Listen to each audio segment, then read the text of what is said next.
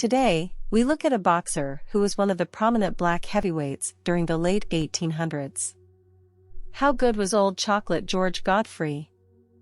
George Godfrey was born on April 30, 1853, in Charlottetown, Prince Edward Island, Canada. Godfrey stood 5 feet 10 inches. He had an aggregate weight of around 173 pounds for his career. Godfrey's career spanned from 1879 to 1896. He had 22 wins, 6 losses, and 13 draws. 17 of his wins were by knockout. His win percentage was 50, and his knockout percentage was 39. Godfrey was a solid all-around boxer who wasn't the fastest or strongest, but a decent enough pugilist to give top fighters in his era problems. Godfrey turned pro late at 27 years old, an advanced age in boxing, but more commonplace during the early days. Godfrey used his age and wisdom to guide him to becoming colored heavyweight champion of the world and a legitimate challenger to the world heavyweight champion, John L. Sullivan.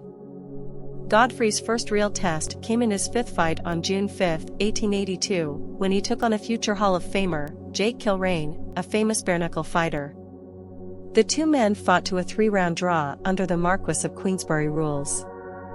Immediately following the Kilrain fight, Godfrey would commence in a 3-fight run with another black heavyweight contender during the era, Charles Hadley. The two men fought to a 4-round draw in their January 26, 1882 fight. A year later, on January 18, 1883, the two men met again and fought to another draw, this time 6 rounds. The two men faced off a third and final time on February 23, 1883, in Boston with the colored heavyweight championship on the line. Godfrey would prove to be the better fighter and knocked Hadley out in the 6th and final round to pick up the title and close the chapter on an early rival. Godfrey and Jake Kilrain would face off in a return bout on May 16, 1883. Kilrain gained the edge this time as he stopped Godfrey in the 3rd round as police intervened. On January 18, 1885, Godfrey would fight another underrated and often forgotten black heavyweight during his time, the Black Thunderbolt C.C. Smith. The two men battled to a 6-round draw. After defending his title with a win over contender McHenry Johnson in January of 1888, Godfrey would face his stiffest test yet in a man regarded as the top heavyweight of the era, regardless of never getting a shot at the heavyweight world title, the Black Prince Peter Jackson. On August 24, 1888, the fight took place in San Francisco, California.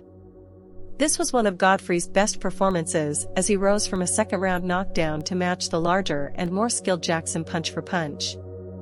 Too tough for his own good, Godfrey started to tire and took a great deal of punishment from Jackson over the latter portion of the fight before he could not continue as the ref stopped the fight in the 19th round. With the win, Jackson became the new colored heavyweight champion. On May 8, 1890, Godfrey would defeat heavyweight contender Patsy Cardiff via a 16-round knockout. Cardiff, along with Kilrain, was a common John L. Sullivan opponent. Godfrey would face underrated heavyweight contender Denver Ed Smith in his next fight on November 25, 1890. The two would battle evenly before Godfrey's offensive prowess took over. One side of the ring was next to a brick wall, and in the 23rd round, Godfrey landed a huge right hand that staggered Smith to the point of his head hitting the wall. The referee stopped the fight, handing Godfrey the TKO victory. Godfrey and Kilrain would face off in the final fight of their rivalry on March 13, 1891. The fight would last nearly 3 hours as the two battled back and forth for 44 rounds. Kilrain would prove too much for Godfrey, knocking him out in the 44th.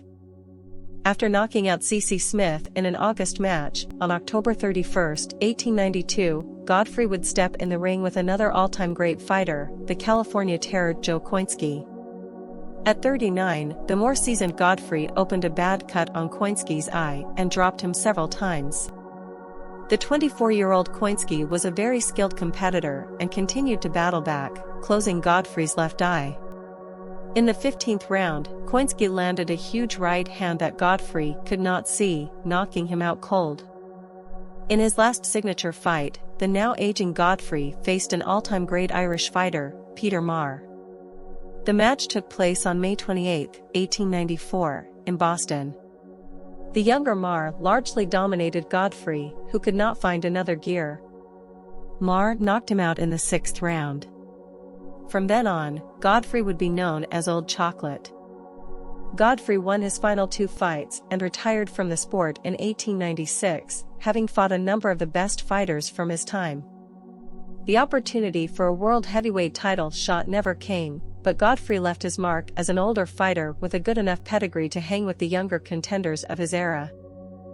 Godfrey faced 4 Hall of Famers. His most notable fights were against Jake Kilrain, Peter Jackson, Joe Koinski, Peter Marr. George Godfrey died on October 17, 1901, at 48 from tuberculosis. He is often forgotten but was a fighter who inspired a generation of future black contenders, with another great fighting George Godfrey taking his namesake. He cemented his legacy as one of the great fighters of his time, and though he was denied a shot at the World Heavyweight Championship, he can take solace in knowing that he was highly respected. Godfrey was inducted into the International Boxing Hall of Fame in 1990.